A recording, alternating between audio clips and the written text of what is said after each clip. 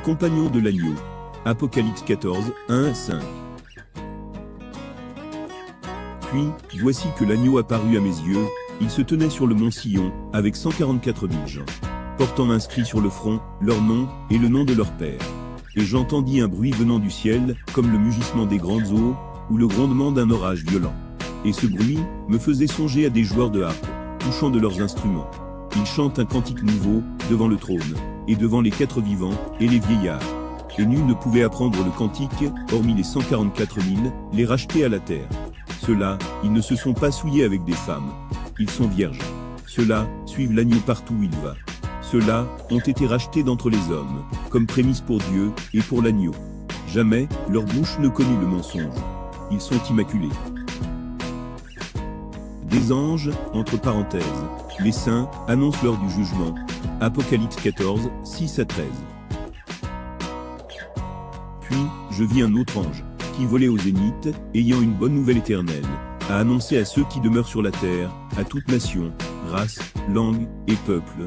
Il criait d'une voix puissante, craignez Dieu, et glorifiez-le, car voici l'heure de son jugement.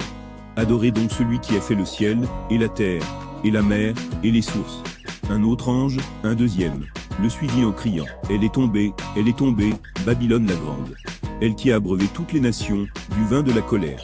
Un autre ange, un troisième, les suivit, criant d'une voix puissante, quiconque adore la bête, et son image, et se fait marquer sur le front, ou sur la main, lui aussi, boira le vin de la fureur de Dieu, qui se trouve préparé, pur, dans la coupe de sa colère.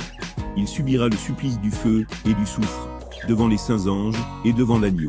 Et la fumée de leur supplice, s'élève pour les siècles des siècles. Non, point de repos, ni le jour, ni la nuit, pour ceux qui adorent la bête, et son image, pour qui reçoit la marque de son nom. Voilà, qui fondent la constance des saints, ceux qui gardent les commandements de Dieu, et la foi en Jésus. Puis j'entendis une voix me dire du ciel, crie, heureux les morts, qui meurent dans le Seigneur, dès maintenant. Oui, dit l'Esprit, qu'ils se reposent de leur fatigue, car leurs œuvres les accompagnent. La moisson, et la vendange des nations. Apocalypse 14, 14-20. Et voici qu'apparut à mes yeux, une nuée blanche. Et sur la nuée, était assis comme un fils d'homme, ayant sur la tête, une couronne d'or, et dans la main, une faucille aiguisée. Puis, un autre ange, sortit du temple, et cria d'une voix puissante, à celui qui était assis sur la nuée. Jette ta faucille, et moissonne, car c'est l'heure de moissonner, la moisson de la terre est mûre. Alors celui qui était assis sur la nuée, jeta sa faucille sur la terre, et la terre fut moissonnée. Puis, un autre ange, sortit du temple, au ciel, tenant également une faucille aiguisée.